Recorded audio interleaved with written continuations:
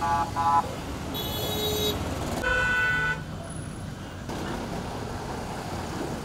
আমাদের ডিজিটাল বাংলাদেশ বলতাছি, স্মার্ট বাংলাদেশ বলতাছি, কিন্তু আমরা কাজের বেলায় কোনো দিক দিয়ে স্মার্ট নাই। 5 দিনের কাজ ওনারা দেখা যাচ্ছে ওইটাকে 1 মাস 1.5 মাস, অনেক সময় দেখা যাচ্ছে বছরকের বছর পেরে রাখে।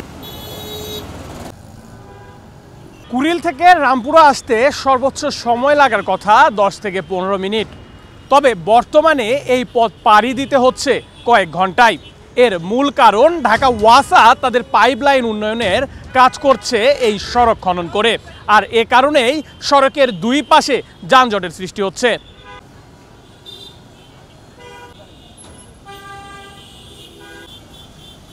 নর্মালি ট্রাফিক না থেকে কুড়িল থেকে রামপুরা আসতে সর্বোচ্চ 30 মিনিটের রাস্তা, আর এই ওভার যেই ট্রাফিকটা হচ্ছে এটার কারণে আমাদের খুবই জনদুর্ভোগ সৃষ্টি হচ্ছে।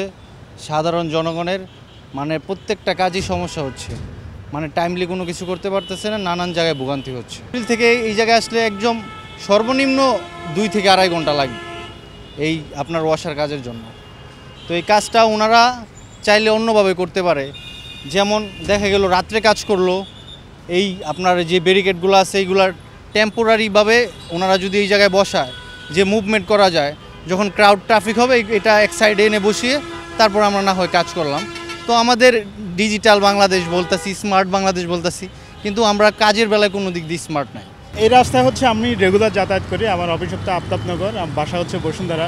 তো আগে হচ্ছে আমার দেখা যাচ্ছে যদি আমি নর্মালি যদি বাইকেও আসি দেখা যাচ্ছে আমার 15-20 মিনিটের ভিতরে আমি পৌঁছে যাই, কিন্তু বর্তমানে এই রাস্তাটা কাটার পরে এখন দেখা যাচ্ছে আমাদের 1 ঘন্টা 1.5 ঘন্টা লেগে যায়।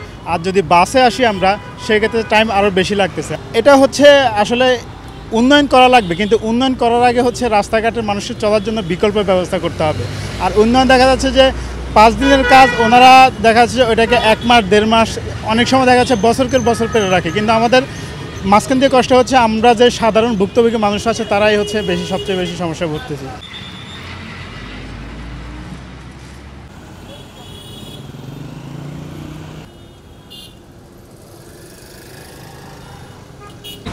এক ঘন্টা 15 মিনিট, জাম না থাকলে 10-15 মিনিট লাগে, প্রায় 2 ঘন্টার মতো। কেন এতক্ষণ লাগবে? এদিক থেকে গাড়ি আটকায় গেছে, তো এই জন্য ওদিকে চাপ বেড়ে গেছে গাড়ি। সাধারণত আগে লাগতো 40 মিনিট 30 মিনিট এরকম, রাস্তার কাজের কারণে।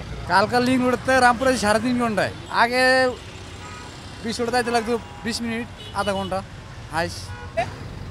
আসতে তো 1 ঘন্টার উপর লাগছে। আগে কত সময় লাগতো? আগে বেশিক্ষণ লাগে, 20-30 মিনিট আধা ঘন্টার মতো লাগতো। এত সময় কেন লাগলো বলতে পারবেন? আমরা ভোগান্তি শিকার, এটার জন্য সমস্যা হচ্ছে, রাস্তায় জ্যাম লেগে থাকে সবসময়। তাও তো ঘন্টাখানিক লাগছে। ঘন্টাখানিক তো লাগছে। আগে তো সময় লাগতো আধা ঘন্টা। জি, এই যে জ্যামের জন্য ও আশায় কাজ করতেছে পানি লাইনের।